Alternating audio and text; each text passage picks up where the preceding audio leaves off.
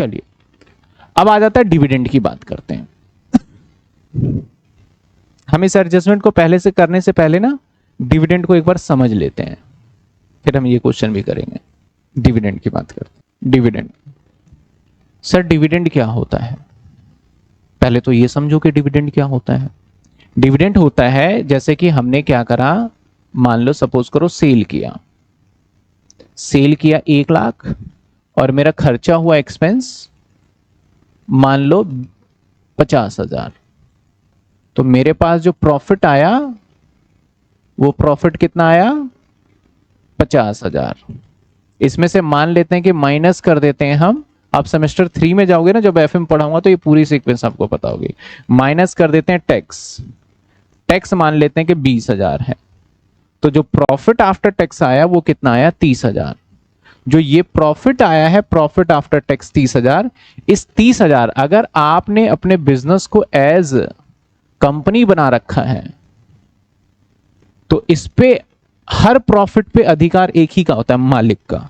और कंपनी के अंदर जो मालिक या ऑनर होता है ना वो कौन होता है भैया, शेयर होल्डर होता है। वो कौन होता है, शेयर होल्डर। सोल प्रोप्राइटर में मैं मालिक हूं, पार्टनरशिप में 2 पार्टनर मालिक हैं, और कंपनी के अंदर कौन मालिक होता है, शेयर होल्डर। तो ये पैसा जाएगा शेयर होल्डर को, क्योंकि शेयर होल्डर एक नहीं होता किसी कंपनी के अंदर, मल्टीपल बहुत सारे शेयर होल्डर होते हैं। जैसे मान लो कि हमारी कंपनी के अंदर वो कितने शेयर होल्डर हैं, सपोज करो 3,000 शेयर होल्डर हैं। फेस वैल्यू से मतलब नहीं है, 3,000 नंबर से मतलब है। तो 3,000 शेयर होल्डर है, तो हम क्या करेंगे या 1,000 शेयर होल्डर मान लेते हैं, 1,000 शेयर होल्डर मान लेते हैं, 1,000 शेयर होल्डर मान लिया, ठीक है ना। 1,000 शेयर होल्डर है हमारी कंपनी में। तो अब इस 3,000 को हमें इसको देना है क्या नहीं देना है, यहां मुद्दे की बात आएगी। अब हम इस 3,000 को देंगे नहीं देंगे, कितना देंगे, इसके लिए हमें एक मीटिंग बुलानी पड़ेगी। क्या बुलानी पड़ेगी, एक मीटिंग। और इस मीटिंग का नाम होगा हमारा एनुअल जनरल मीटिंग, जिसको हम बोलते हैं एजीएम। आप बिजनेस लॉ में पढ़ेंगे, इस मीटिंग का नाम होता है एनुअल जनरल मीटिंग। मीटिंग क्या होता है, कई बच्चों को मीटिंग का भी थोड़ा सा मैं अगर इमेज दिखा दूं, मीटिंग एजीएम, सिर्फ एजीएम लिखेंगे वैसे ही आ जाएगा ये।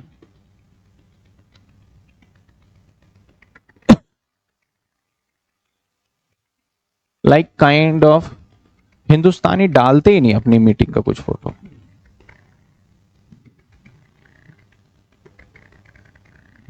इन इंडिया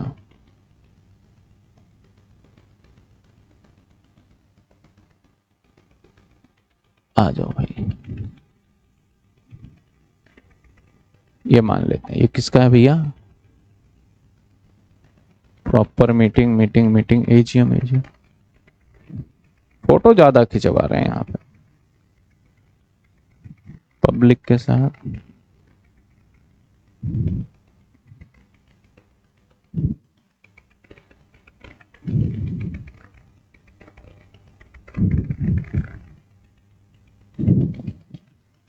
विद पब्लिक, आ जाओ भाई, अब तो आ जाओ। हाँ थोड़ा बहुत ये दिखा है, वैसे ऑडिटोरियम में होता है। आप लोग रेगुलर कॉलेज के बच्चे हो तो वो जो मीटअप वगैरह होता है उस तरीके से रखते हैं मीटिंग में। मान लेते हैं कि ये है, मैं इमेज निकाल लेता हूं इसको।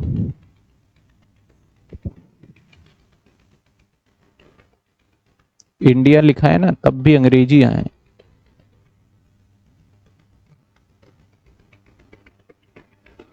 खैर अब तो डिजिटल मीटिंग हो गई है स्टार्ट। ये रहा, देखो जैसे सपोज करो आप देखना मीटिंग है।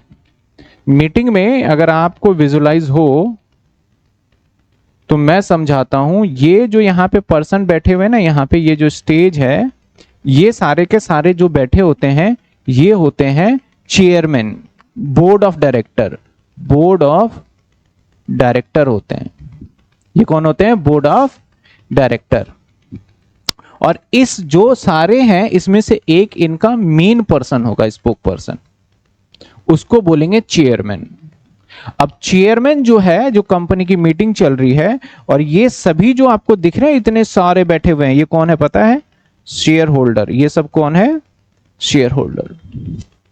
तो अब हम इन सभी शेयर होल्डर से एक क्वेश्चन पूछेंगे। बोलेंगे भाई हमारी कंपनी का मुनाफा हुआ है 30,000, हमारी कंपनी का मुनाफा हुआ है 30,000। अब हम आपको इसको देना चाह रहे हैं, लेकिन हमारे मन में ख्याल आ रहा है कि इसमें से एक हम 10,000 बचा लें और 20,000 आपको दे दें। यानी वो चाहते हैं कि इसके अंदर से वो कितना बचा लें, 10,000, और कितना दे दें आपको, हम 20,000 दे दें।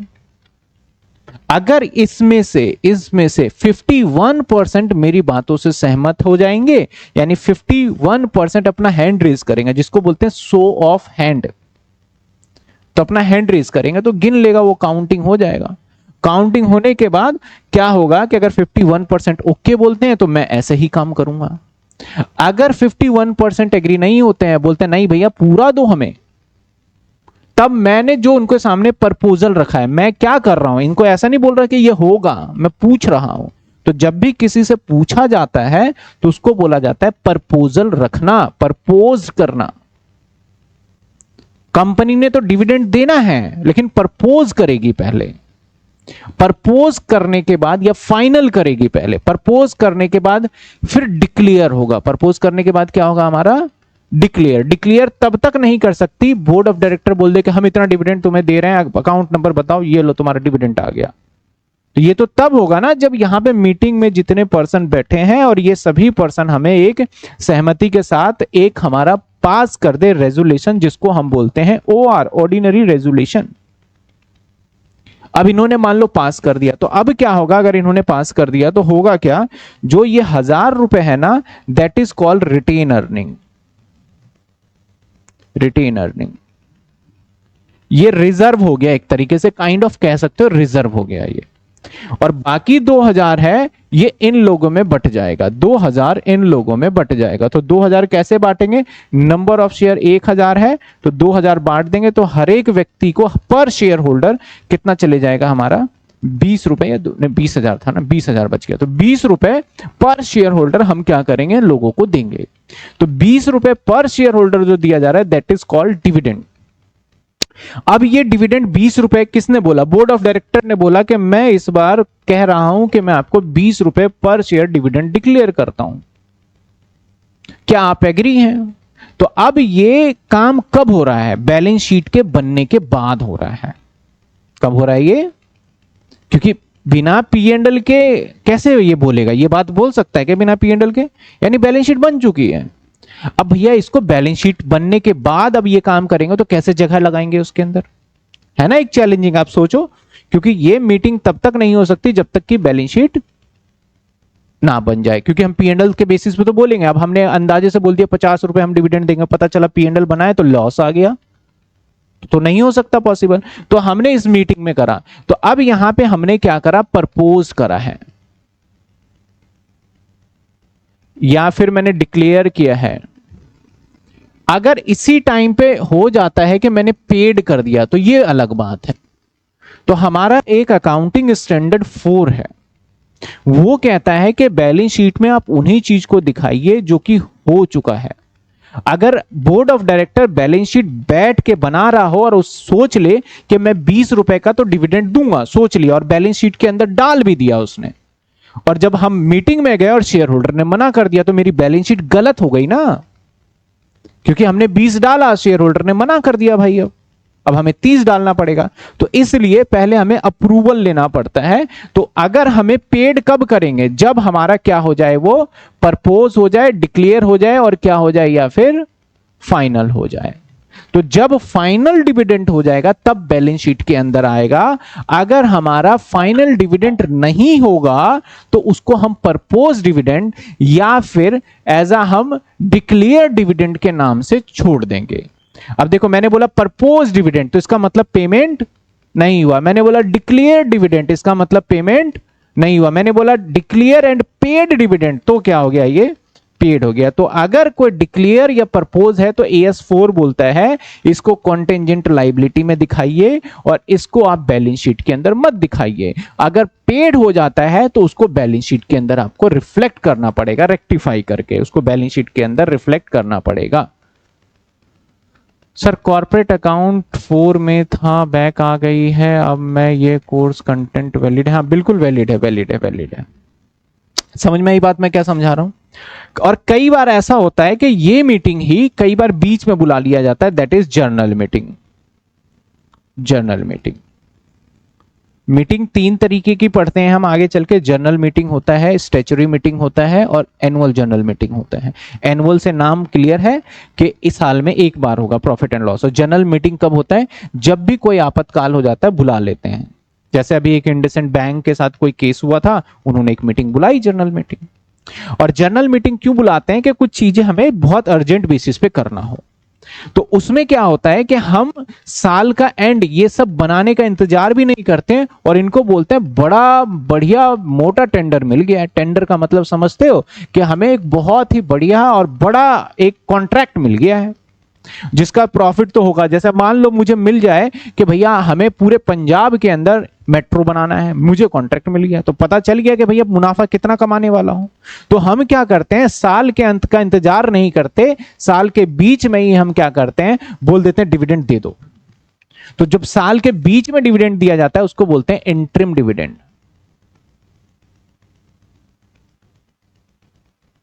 और इंटरिम डिविडेंड कभी भी प्रपोज नहीं होता है, इंटरिम डिविडेंड कभी भी डिक्लेयर नहीं होता, वो सीधा पेड होता है, ले जाओ भाई तुम। और फिर उसको अप्रूवल हम कब ले लेते हैं? एजीएम के टाइम पे। तो डिविडेंड के अंदर भी काफी टाइप हो गए। कौन कौन से टाइप हो गए भैया? प्रपोज डिविडेंड हो गया, इंटरिम डिविडेंड हो गया, डिक्लेयर डिविडेंड हो गया, या फिर फाइनल डिविडेंड हो गया। ऐसे ऐसे वर्ड्स होते हैं। तो किसमें क्या ट्रीटमेंट होगा आइए वो देखते हैं। अगर हम बात करें डिविडेंड की, तो डिविडेंड जो है,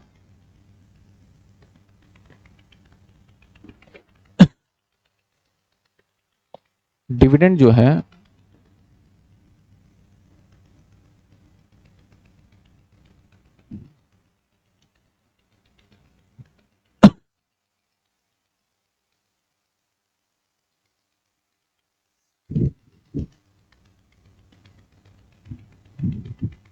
हमारा डिविडेंड है, एक तो हो सकता है शिट,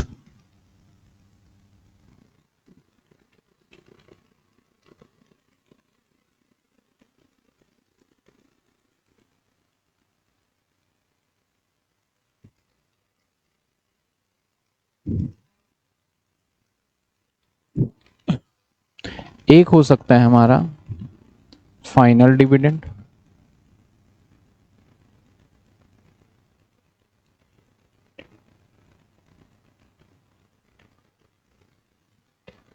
ये थोड़ा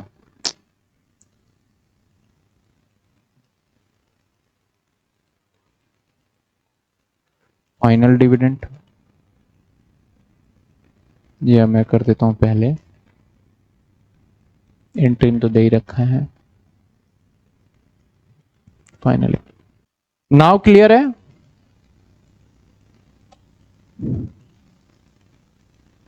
नाउ क्लियर वॉइस?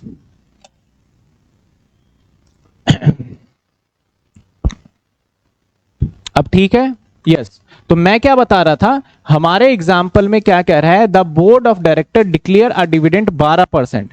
तो 12% किसके ऊपर? मान लिया जाए मेरा इक्विटी शेयर कैपिटल कितना था? 5 लाख, और उसके ऊपर अगर हम डिविडेंड कैलकुलेट करते हैं तो 5 लाख के ऊपर हमने क्या निकाल लिया? 12%, तो जो कि हुए 60,000। कहता है ऑन पेड अप कैपिटल, भैया पेड अप कैपिटल पे था including interim dividend, interim dividend के साथ था वो। क्वेश्चन जब आएगा इंटरिम डिविडेंड का तो देख लेंगे। अभी सिंपल समझो, क्या इस डिविडेंड का पेमेंट हुआ है? सिर्फ क्या किया है इसने? डिक्लेयर ही तो किया है, पेमेंट तो नहीं किया। तो ऐसे सिचुएशन में इसकी कोई भी एंट्री नहीं होगी, नो एंट्री। और इसे हम कहां डालेंगे? बैलेंस शीट के फुट नोट में as a contingent, contingent liability में दिखा देंगे हम 60,000 रुपए। बस समझे बात? कॉन्टेंजेंट लाइबिलिटी में दिखा देंगे 60,000। क्लियर है यहां तक?